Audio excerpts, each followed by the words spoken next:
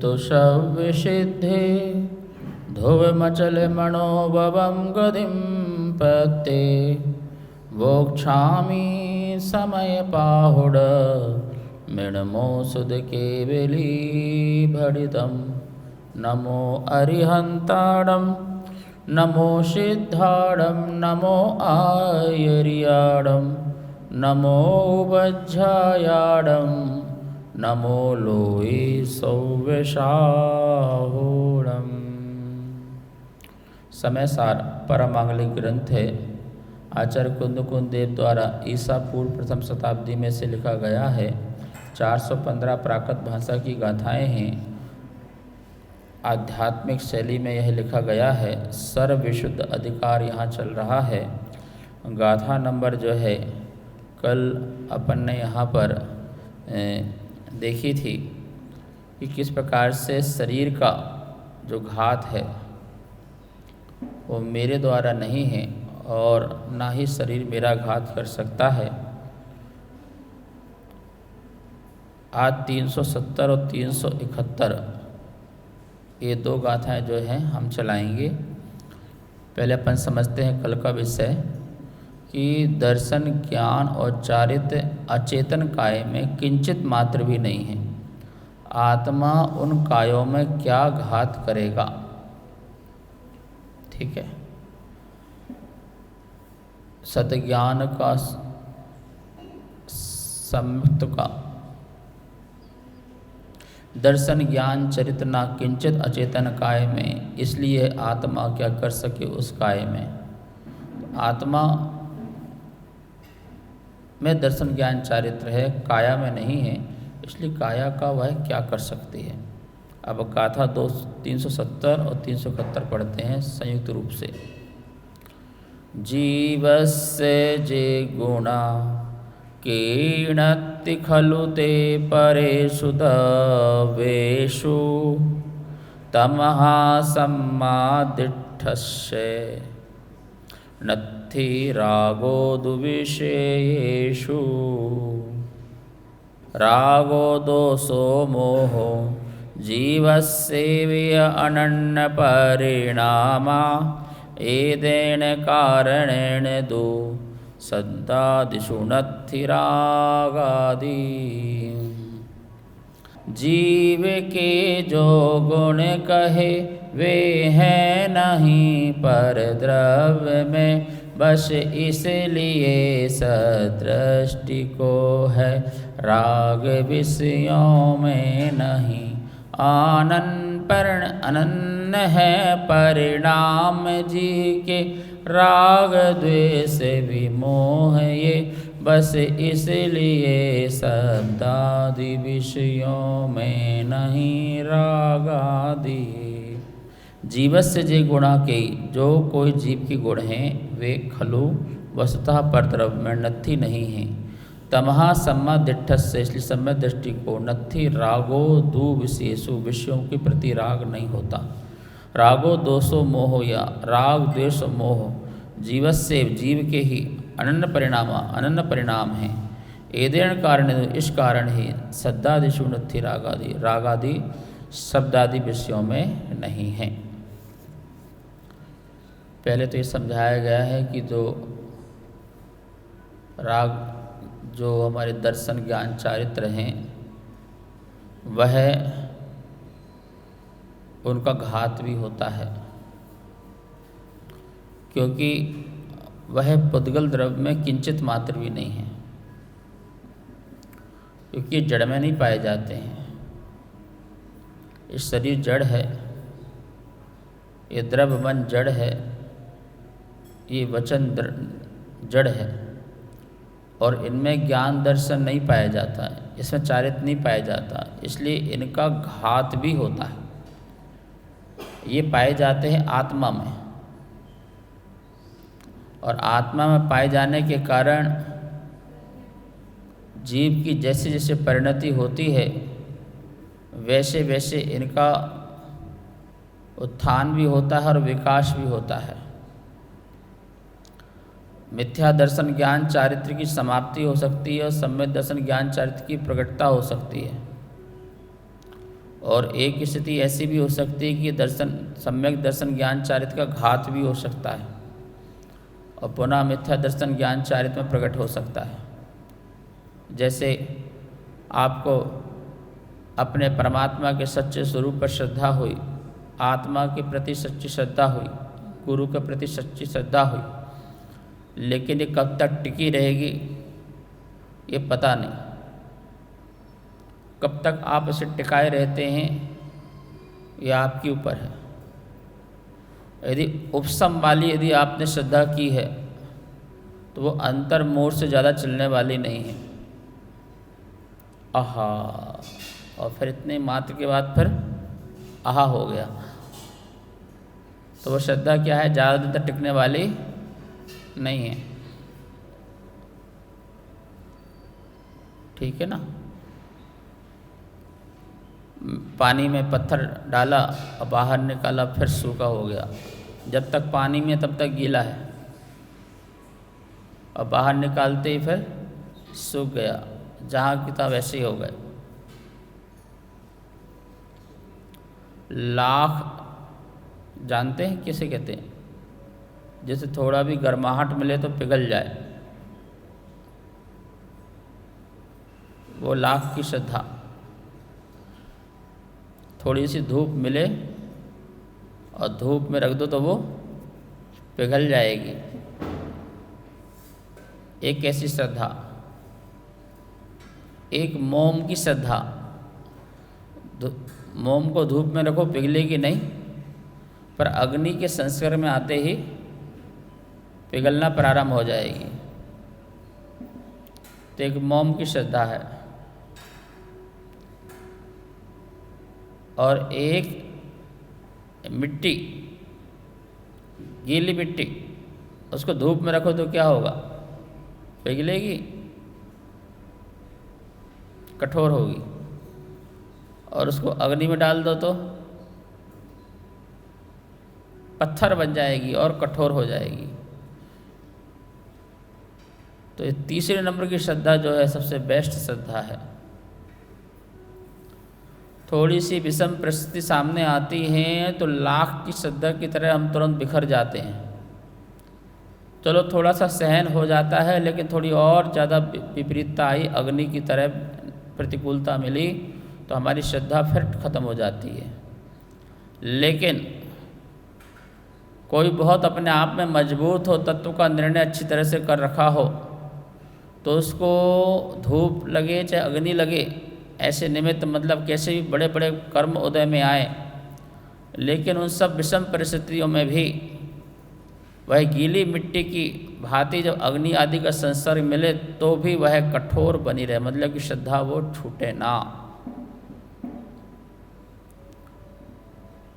जो लाख की तरह की श्रद्धा है वो उपशम श्रद्धा है, उपशम सम्यक दृष्टि है। वो लोग छोटा सा निमित्त मिलते हैं और तुरंत ही वो श्रद्धा जो है अंतर मुहूर्त बाद समाप्त हो जाती है। एक क्षयोसम सम्यक दृष्टि की श्रद्धा है जो लाख से अग्नि, जो धूप से तो समाप्त नहीं होती थी, लाख जब समाप्त हो रहा था, लेकिन अग्नि के संस्पर्श मिलने से मोम पिघल जाता है। ऐसी क्षयोसम सम्यक दृष्टि की श्रद्धा है जो बड़ा निमित्त न मिले जब तब तक उसकी श्रद्धा देव शास्त्र गुरु पर रहेगी। चल मल आगाड़ दोष लगते रहेंगे, ये मेरा मंदिर तेरा मंदिर, मेरे भगवान तेरे भगवान, मेरे गुरु तेरे गुरु, शांतिनाथ शांति के दाता हैं, पारसनाथ संकट हारी हैं, विघ्न विनाशक हैं। इस प्रकार का जो दोष है ये भी सम्यक दर्शन में दोष है, क्योंकि एक ही भगवान संकटहारी हैं कि सारे भगवान हैं 24 तीर्थंकर, एक ही शांति को देने वाले कि सारे तीर्थंकर। और तेरा और मेरा मंदिर है कि सबका मंदिर है, पर तेरे में विचार में आ जाता है, ये भी तेरी श्रद्धा का दोष है। लेकिन इस श्रद्धा के दोष से तेरा श्रद्धा खत्म नहीं हो रहा, तेरा मेरा करते हुए भी लगा तो तू वीतराग भगवान के प्रति है, वीतराग गुरु के प्रति है। शांति के दाता शांतिनाथ, विघ्ननाथा पारसनाथ हैं, तो चलो 24 तीर्थंकर के बीच में ही तू है, अपने में ही अपना पराया कर रहा है और शक्ति का थोड़ा सा आंकलन कर रहा है। ये श्रद्धा में यद्यपि दोष है पर श्रद्धा खत्म नहीं है। लेकिन जो तीसरे नंबर की जो श्रद्धा होती है, छायिक सम्यक दृष्टि की जो श्रद्धा होती है, 3 लोक के लोग भी आकर के यदि उसे विचलित करना चाहें, ऐसा नहीं ऐसा नहीं, ऐसा ही है, तो भी वह सच्चे मार्ग से हटता नहीं है। कोई कितना भी आके कुछ भी बोले, उदाहरण के लिए कोई बोले फलाने गुरु ऐसे हैं यार, सब बेकार है, तो वो उनका कर्म होगा, उदय होगा, मुझे क्या मतलब, मुझे तो दिगंबरत्व पर श्रद्धान है। ऐसे कोई व्यक्ति विशेष गुरु जो है अपने कर्म के उदय से गलत हो सकते हैं, लेकिन गुरुत्व जो है दिगंबरत्व, निर्ग्रंथ मुद्रा, वो शाश्वत शुद्ध मुद्रा है।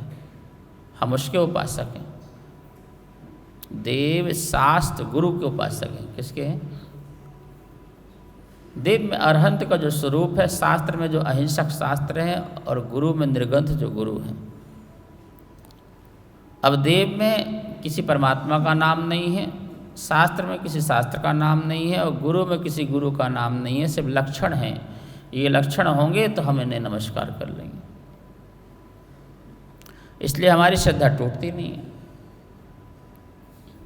ध्यानत रहे कि देव शास्त्र गुरु की पूजा की स्थापना की जो 4 लाइन है उसे पढ़ लो। प्रथम देव अरहंत सुश्रुत सिद्धांत जो, गुरु निर्ग्रंथ महंत मुकुति पर पंथ जो, 3 रतन जग माहि सोए भवि ध्याये। प्रथम देव अरहंत, प्रथम देव कौन है? अरहंत। अब अरहंत में ना आदिनाथ का नाम है ना महावीर का नाम है, सब अरहंत। जिन्होंने केवल ज्ञान प्राप्त किया वो अरहंत, उन सबको मेरा नमस्कार। अरहंत जिन्होंने हंत किया, नष्ट किया, कर्म को नष्ट किया, मोह को नष्ट किया, ऐसे समस्त आत्माओं को नमस्कार। अरहंत प्रथम देव अरहंत सुश्रुत, दूसरा सु जो श्रुत हैं, कैसे हैं? प्रथम देव अरहंत सुश्रुत सिद्धांत जो, वो सुश्रुत है जिसमें सिद्धांत है, जिसमें अंत में सिद्ध बनने की बात हो, ऐसे सिद्धांत हैं। ऐसे ग्रंथ का कोई नाम नहीं है, वो ग्रंथ मुझे श्रद्धा के लिए उचित है। गुरु निर्ग्रंथ है, गुरु का नाम नहीं है, सिर्फ निर्ग्रंथ बोला।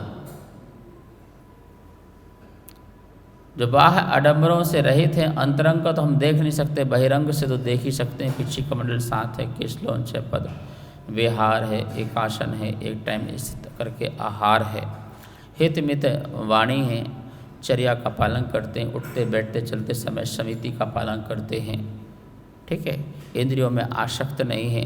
जो बाहरी जो लक्षण हैं, उन बाहरी लक्षणों से जो निर्गंत हैं वो हमारे गुरु हैं। कोई नाम से यदि जुड़ता मात्र है, हमें यही पसंद है, ये वाले भी ठीक है, उनको मिल जाएंगे तो उनको भी कर लेंगे, पर हमें ये पसंद है, तो वो आपकी श्रद्धा का दोष है। अभी श्रद्धा तो है, सम्यक दृष्टि तो हो, पर शुद्ध सम्यक दृष्टि नहीं हो। 16 कर्ण भावनाओं की विशुद्धि में शामिल होना है तो शुद्ध में आपको हमें ये पसंद हटाना पड़ेगा। अरहंत शास्त्र, देव शास्त्र गुरु जो बोल रहे हैं हम, उस पर श्रद्धान करना पड़ेगा। 16 कर्ण भावना में पहली विशुद्धि है दर्शन विशुद्धि। दर्शन तो है, सम्यक दर्शन तो है, पर विशुद्ध सम्यक दर्शन चाहिए। और विशुद्ध सम्यक दर्शन में नाम वाले भगवान, नाम वाले शास्त्र और नाम वाले गुरु नहीं, स्वरूप वाले भगवान, स्वरूप वाला शास्त्र, स्वरूप वाले गुरु को नमस्कार है। जैसे भगवान का स्वरूप कहा, जैसे शास्त्र का स्वरूप कहा, जैसे गुरु का स्वरूप कहा, उसी स्वरूप पर ध्यान करना दर्शन विशुद्धि है। और ऐसी दर्शन विशुद्धि से सहित कोई भी एक कार्य आप कर लेंगे तो आपको तीर्थंकर प्रगति का बंध हो सकता है।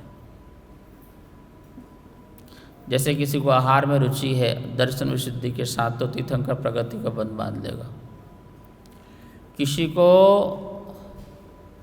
प्रवचन में रुचि है, किसी को स्वाध्याय में रुचि है, किसी को अरहंत भक्ति में रुचि है। रुचि तो रुचि होती है ना। थाली में भोजन बना के बहू ने रखा तो 10 आइटम है, तो 10 आइटम में सबसे पहले देखोगे हमारा रुचिकर आइटम कौन सा है, तो 10 में से छांट लोगे ना, ये बढ़िया है। इसका ये मतलब थोड़ी कि तुम एक ही आइटम खाओगे, खाओगे तो सारे, छोड़ने वाले तो बिल्कुल नहीं हो। लेकिन एक आइटम बड़ा खुश होके खाओगे, बड़ी खुशी खुशी खाओगे, वो मज़ा आ गया, आप मेरे मन मुताबिक स्वादिष्ट भोजन मिल गया। 16 कारण में तुम सारी भावनाओं को भाओगे, लेकिन कोई एक ऐसी भावना है जो बहुत रुचिकर है, बड़ी स्वादिष्ट है, मुझे छूती है, दिल में छूती है। तो दर्शन विशुद्धि के साथ वो एक भावना में भी तुम टिक गए और शेष भावनाओं के प्रति मात्र भावना रखी और एक भावना को तुमने प्रैक्टिकल रूप में किया, तो कहते हैं उस विशुद्धि के कारण यदि उस समय तीर्थंकर केवली अरहंत श्रुत केवली आदि का पादमूल हो तो उस जीव को तीर्थंकर प्रगति का बंध बन सकता है और तीसरे भाव में तीर्थंकर बन करके वो मोक्ष आ सकता है, अथवा उसी भाव में तीर्थंकर का बंध का बन सकता है विदेश क्षेत्र में हो तो, और उसी भाव में तीर्थंकर बन सकता है, उसी भाव में। बताइए बनना विदेश क्षेत्र में यदि आपने सम्य दृष्टि ने तीर्थंकर प्रगति को बंध बांधा तो उसके फिर जो है 3 कल्याणक होंगे, दीक्षा कल्याणक, ज्ञान कल्याणक और मोक्ष कल्याणक, उसी भाव से। और यदि मुनिराज ने विदेश क्षेत्र में तीर्थंकर प्रगति का बंध बांधा तो 2 कल्याणक होंगे, ज्ञान कल्याणक और मोक्ष कल्याणक। और यदि आपने इस भाव में बांधा और अगले भाव आदि में उसका तीर्थंकर प्रगति का उदय आएगा तो उसके भरत और ऐरावत क्षेत्र में आकर के 5 कल्याणक हो सकते हैं। बात यहाँ ये चल रही है कि जो सम्यक दर्शन है, सम्यक ज्ञान है, साम्यक चारित्र है, वो मेरे आत्मा का निज गुण है, निज धर्म है, निज स्वभाव है और उसका कभी घात भी होता है और कभी नहीं भी होता है। मैं अपनी श्रद्धा को विपरीत कर लेता हूँ, ज्ञान को विपरीत कर लेता हूँ, चारित्र को भी विपरीत कर लेता हूँ तो वो मिथ्या हो जाता है, और जब मैं उसे सही कर लेता हूँ, सम्यक कर लेता हूँ तो वही सम्यक हो जाता है। लेकिन वो दर्शन ज्ञान चारित्र जो है पुग्गल दब्बस्य को भी घादो न निदिठो, पुद्गल द्रव्य का किंचित मात्र भी घात नहीं कहा। क्यों? क्योंकि वो उसमें पाया नहीं जाता। दर्शन ज्ञान चरित्र मेरे शरीर में नहीं है। मैं ऐसे बैठा हूँ तो ये शरीर चारित्र है, ऐसा नहीं है। मेरा आत्मा चारित्र है। मैं सामायिक में से बैठ गया तो कौन बेटा? मैं सामायिक करता हूँ तो कौन करता? मैं सामायिक करता हूँ तो मैं कौन? चेतना। शरीर सामायिक करता है ऐसा थोड़ी है, ऐसा लिखा है शरीर सामायिक करता है। शब्द सामायिक पाठ करते हैं। मन सामायिक के बारे में चिंतन करता है, मतलब द्रव मन पौधले। ये सब बाह्य निमित्त हो सकते हैं, लेकिन ये सामायिक नहीं कर रहे भाई। सामायिक आत्मा कर रही है, कायोत्सर्ग आत्मा कर रही है।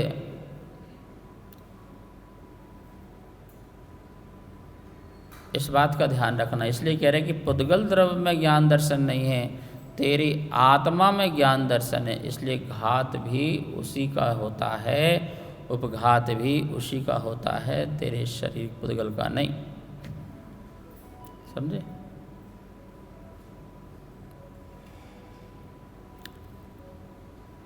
अब देखिए गाथा में क्या लिखा है, आगे की गाथा में, जीवस्य जे गुणा, जो कोई जीव के गुण हैं वे स्वतः परद्रव्य में नहीं हैं, इसलिए सम्यक दृष्टि को विषयों के प्रति राग नहीं होता।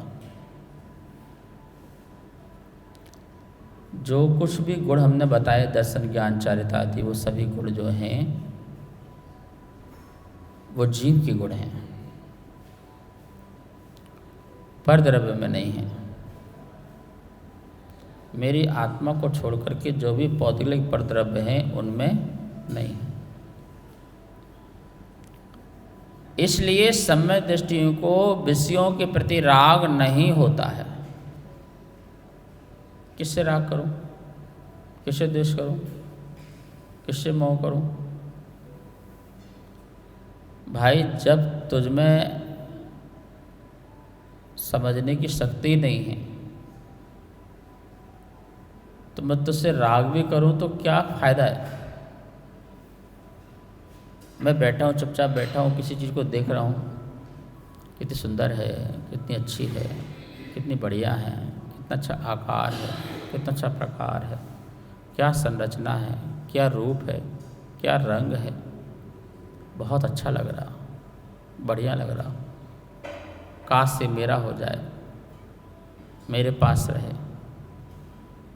एक परिणाम कितना बुरा है, कितना खराब है, डिजाइन सही नहीं है, रंग रूप अच्छा नहीं है। मैं तो कभी अपने पास ना रखूं दूसरा रूप। अब बताओ, ऐसे विचारों से जो सामने वाली वस्तु है उसको क्या फर्क पड़ रहा है? उसको क्या फर्क पड़ रहा है? क्योंकि पर वस्तु में राग द्वेष मोह तो है ही नहीं है। राग द्वेष मोह तो तुम्हारे विकारी पर्याय हैं, वो तुम्हारी हैं। तो फर्क किसको पड़ रहा है? चेतना को, जड़ को नहीं पड़ रहा। और जब ये बात समझ में आ जाए तो चेतना फिर राग द्वेष किस विषयों में करे, ये क्वेश्चन खड़ा किया है। तो सम्यक दृष्टि को विषयों के प्रति राग नहीं होता। क्यों नहीं होता? क्योंकि उसके जीव के गुण जीव में है, पर में नहीं, इसलिए उसको विषयों के प्रति राग द्वेष नहीं होता। एक साधु महात्मा बैठे जंगल में, दो मित्र युवराज आ रहे थे। साधु महात्मा के सामने एक चमकदार रत्न पड़ा हुआ देखा, चमचमाता हुआ उसका प्रकाश। दोनों युवराज मित्रों ने इसको देखा एक साथ, और एक ने उठाने की कोशिश की तो भाई खबरदार, आप नहीं उठाओगे, मैं उठाऊंगा इसे। बोले क्यों? बोले पहले मैंने देखा। तो उसने कहा मैंने भी पहले देखा। उसने कहा मैंने पहले देखा। दोनों में मैं, फिर तू, फिर मैं तू मैं तू चल रहा, तू मैं चालू हो गई। और तू मैं तक ही सीमित नहीं रहे, बातों करते करते हाथों में आ गए। अब हाथों से काम नहीं चला तो हथियारों में आ गए। तो बातें होती हैं, लातें होती हैं, फिर हाथें होती हैं, फिर हथियार होते हैं।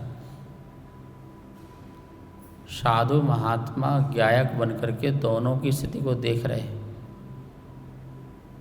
मौन है, सामायिक में है, समता भाव में है, साम्य भाव में है, वीतराग भाव में है।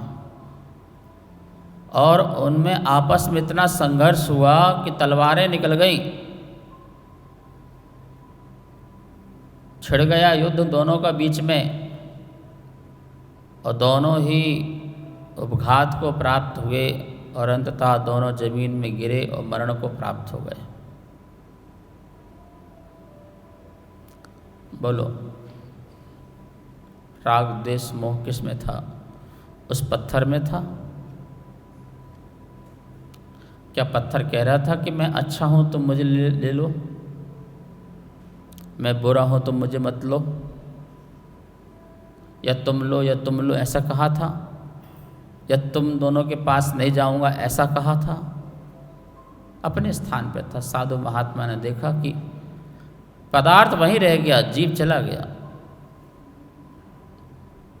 जो परमात्मा हो सकता था वो एक पदार्थ के लिए अपने परमात्मा को छोड़ दिया, परमार्थ को छोड़ दिया।